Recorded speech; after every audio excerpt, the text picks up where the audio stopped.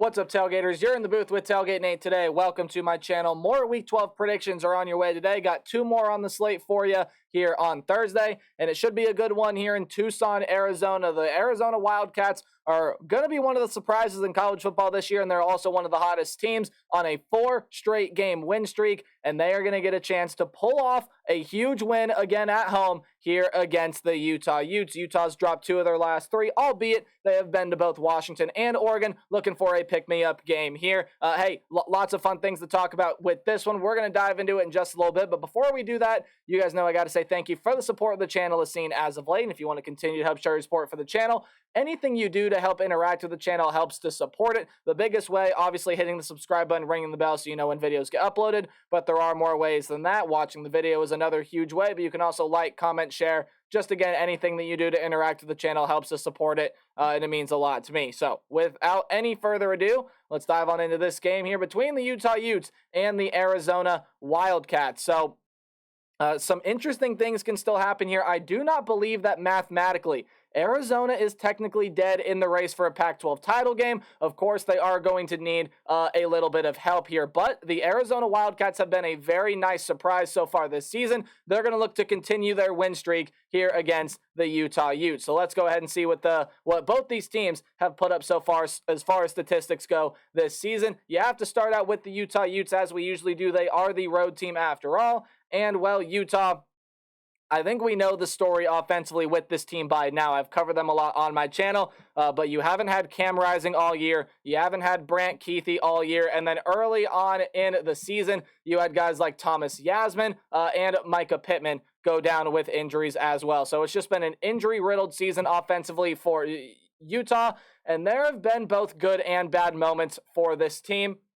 I'm going to take off my coat here, getting a little hot, but Bryson Barnes, 1,197 yards, 10 touchdowns, and 7 picks. He's had his games where he plays really, really well, and then he's also had his games where he just hasn't really looked like an absolute world breaker. In fact, he's had moments where he just doesn't look good at all. So this is an offense that heavily relies on their run game. Jaquindon Jackson has had some injuries this year, but he is healthy. Jalen Glover has been running well for this team. At times on the year, only averages 3.9 yards per carry. He does have his moments, but Sion Vaki as well is an option that they can throw back there, a two-way player, as he also plays safety for this team. We have seen Bryson Barnes' ability to be able to get outside of the pocket and run as well. Just really, it's about how much this offense can improve week after week, because they do a good job at holding on to the football at times. Again, Bryson Barnes does have interception woes here and there, but this team doesn't fumble the football.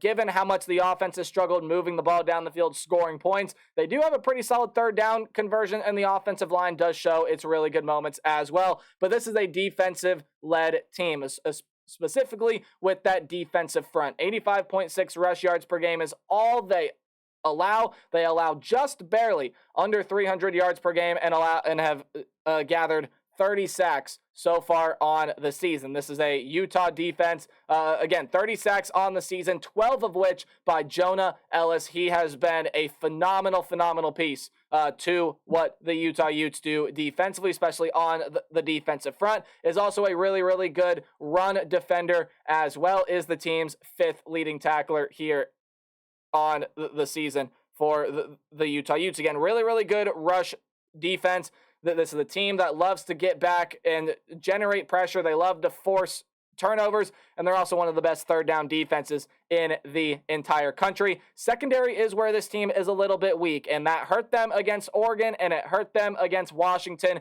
as well. Now, they were never really in the Oregon game. Were they in that Washington game? Oh, yeah. They absolutely had a great shot there to go beat the Washington Huskies. Just couldn't close out the deal. Part of that being Washington's offense is too explosive. You're not going to slow them down every single time. Meanwhile, this is the Utah offense that does struggle at times as well. It is going to need a pretty good performance here in order to get past the Arizona Wildcats on the road.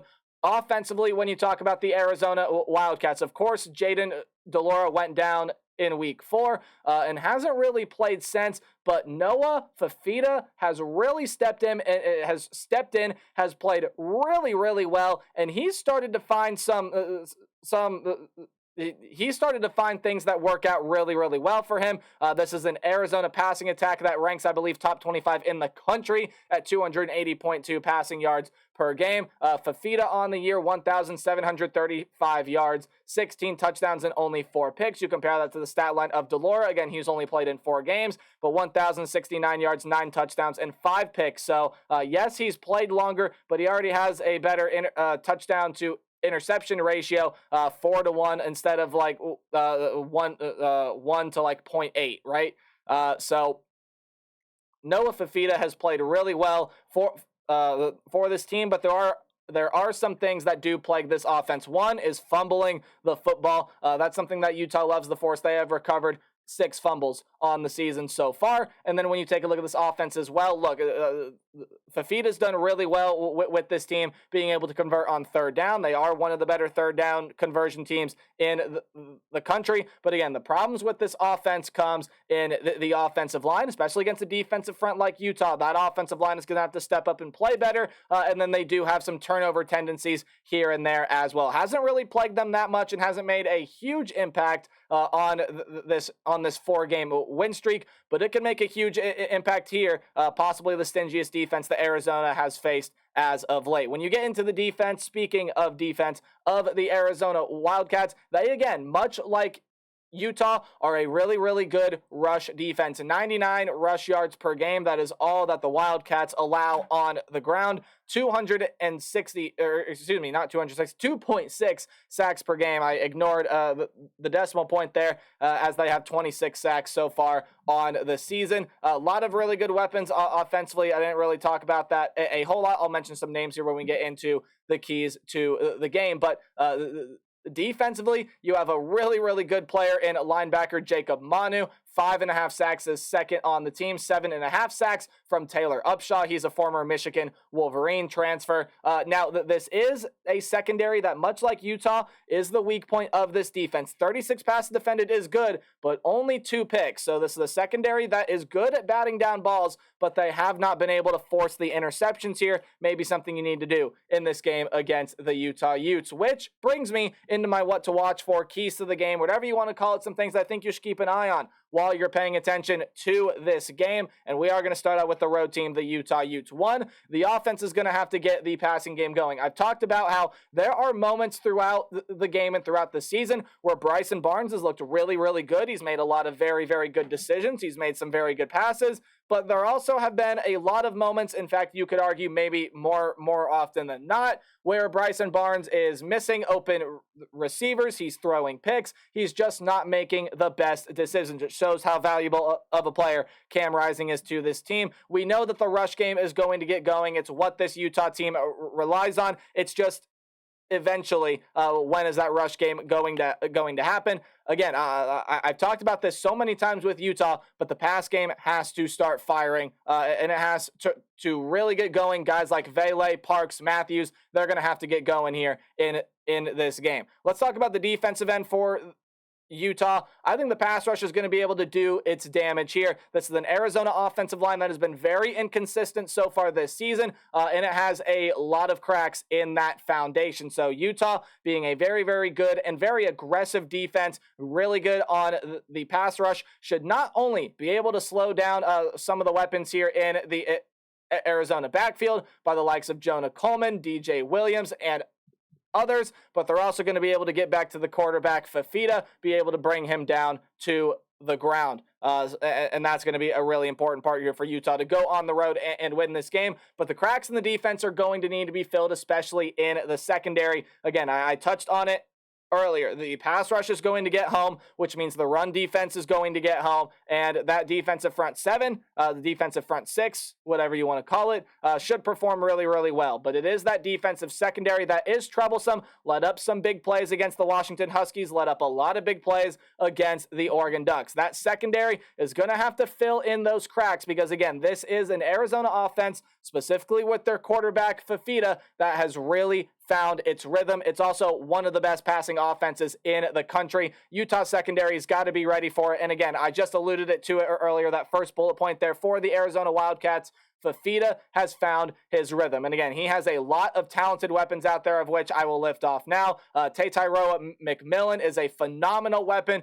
Former UTEP minor Jacob Cowing is there. Tanner McLaughlin is the tight end. And even Jonah Coleman out of the backfield is a really, really solid option for this team. Now, Jacob Cowing might be the favorite target in terms of receptions, but the big play threat in McMillan is very, very lethal, and it's a passing attack that absolutely has everything it needs and more to be able to attack this Utah secondary really, really efficiently. As far as the defense goes, keep up the rush defense, but the defensive backs are going to have to force pass breakups, which is what they've done all season. But I also feel like in this game, this is the game that Utah's going to want to look to win. They've dropped their past couple of big games. They're going to want to look to win this big game against a ranked opponent on the road. Arizona's defensive backfield may need to come away with a takeaway in this game instead of just knocking balls to the ground, which they've done very well so far this season, but I would make Bryson Barnes pay for the mistakes that he makes. And then the battle on third downs is going to be really crucial, especially when Arizona has the ball. They are one of the better third down conversion teams in the country. Utah's one of, if not the best, third down defense in the country. And Arizona does have some turnover problems this year, especially with the turnover margin. They don't generate a lot of takeaways, so you have to limit the takeaways on the offensive end. I think this is going to be an absolutely great game. For some reason, it went ahead and flipped my score there, so I'm going to go ahead and move it on back here. But both these teams with identical records. Again, Arizona not technically out of the Pac-12 title game race quite yet, although they are going to need some help. You saw my score prediction earlier, so I'll go ahead and flash it up here for you now. Something was wonky with the animations, but I do believe Utah's going to go on the road and get this win. I think the pass rush is going to do enough to be able to get Fafita to the ground. I think this is a very aggressive Utah defense that's going to get home. It's going to get home often. It's going to force takeaways, and I do expect Bryson Barnes to have a little bit above average day. In his case, this running game will be able to get going, and I think Utah comes away with the big win on the road against the Arizona Wildcats. Let me know what you guys think in the comment section below, and as always, remember to play hard but tailgate harder. See you guys in the next video. Goodbye.